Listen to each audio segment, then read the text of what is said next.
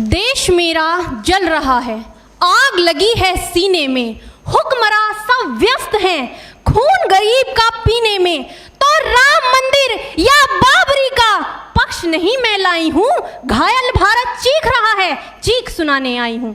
परम आदरणीय सभापति महोदय, मंचासीन निर्णायक मंडल समिति एवं उपस्थित मेरे प्यारे साथियों, मैं आरक्षी खुशबू चौहान केंद्रीय रिजर्व पुलिस बल आज सदन की राय से असहमत होते हुए वक्ता विपक्ष में अपने विचार प्रस्तुत करूंगी। महोदय, दर्द हद से तब गुजरने लगता है जब मेरी आंखों के सामने ताज, पुलवामा, छत्तीसगढ़ में शहीद हुए जवानों के शत विशत अधजले शरीर के टुकड़े, रेत के टीलों से ऊपर जाती लाशों के ढेर और कश्मीर की खून से सनी लाल रंग की सड़कों के दृश्य सामने आते हैं। उस पर मेरे प्रतिपक्षी महोदय का कहना ये कि मानवाधिकारों की अनुपालना करते हुए देश से उग्रवाद और आतंकवाद को समाप्त किया जा सकता है। महोदय, अब तो हमारा तिरंगा झंडा भी हमसे ये पूछने लगा है कि क्या बात है भारत, आजकल फहराने से ज्यादा मैं कफन में दफनाने के क्यों काम आ रहा हूं। महोदय, हृदय तो उस दिन फट गया जब बूढ़ी माँ अपने बेटे के चिथड़ों को देखकर बोली कि साहब, आप तो भर्ती में 1 इंच भी कम नहीं लेते, मैं आधा शरीर कैसे ले लूं। महोदय, आज इन मानवाधिकारों के कारण इन आतंकियों के बंगलों की आकाओं की नाकफनी हंसती है और शहीद हुए हमारे जवानों के आंगन की तुलसी रोती है। जब एक शहीद हुए जवान की विधवा की वेदना चीख चीख कर ये कहती है कि प्यार भी भरपूर गया, मांग का सिंदूर गया, नन्हे नौनिहालों की लंगोटियां चली गई, छोटी छोटी बेटियों की चोटियां चली गई और आपके लिए तो एक आदमी मरा है साहब, मेरे घर की तो रोटियां ही चली गई। महोदय, किसी भी युद्ध को जीतने के लिए पहल करना सबसे ज्यादा आवश्यक है, क्योंकि इतिहास गवाह है कि पहल करके बड़े बड़े युद्धों के परिणाम बदल दिए गए हैं। परंतु आज मानवाधिकारों के कारण हमारे देश के जवान इस कदर बंधे हुए हैं कि अपनी ड्यूटी पर खड़े होकर भी वो आज पहल करने से डरते हैं, क्योंकि महोदय भविष्य में उन्हें कटघरे में खड़े होने का डर सता रहा होता है।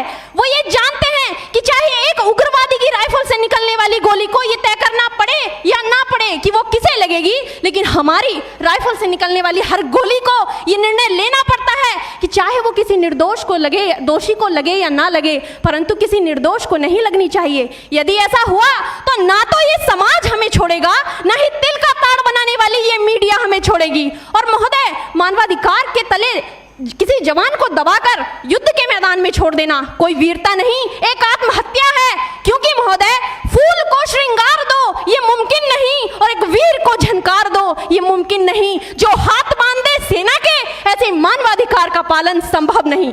महोदय, आज सत्यनिष्ठा के मार्ग पर चलते हुए भी हमारे देश का जवान इन आतंकवादियों, इन पत्थरबाजों से डरता है, क्योंकि वो जानता है कि उसकी राइफल से निकलने वाली गोली अगर टारगेट को हिट नहीं भी करेगी तो भी 400 मीटर तक जाएगी, और यदि इस बीच वो किसी निर्दोष को लग गई तो महोदय हमें अपनी नौकरी से हाथ तक धोना पड़ सकता है।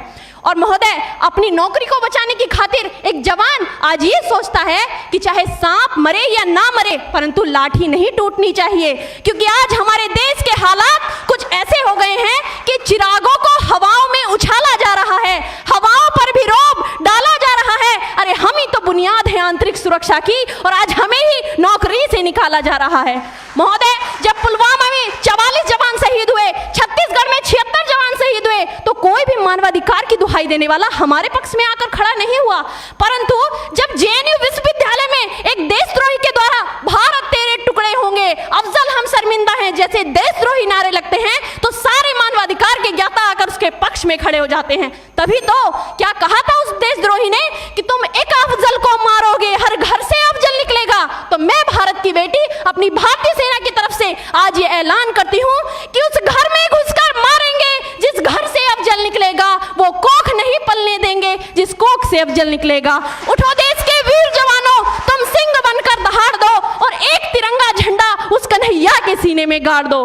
महोदय, अंत में अपनी वाणी को विराम की ओर ले जाते हुए मैं सिर्फ इतना ही कहना चाहूंगी कि मुझे अफसोस है अपने देश की न्यायिक प्रक्रिया पर, जहां आज भी रात के 12 बजे अजमल कसाब जैसे आतंकी के लिए सर्वोच्च न्यायालय के दरवाजे खोल दिए जाते हैं। ऐसे देश से मानवाधिकारों की अनुपालना करते हुए आतंकवाद और उग्रवाद से कभी नहीं निपटा जा सकता।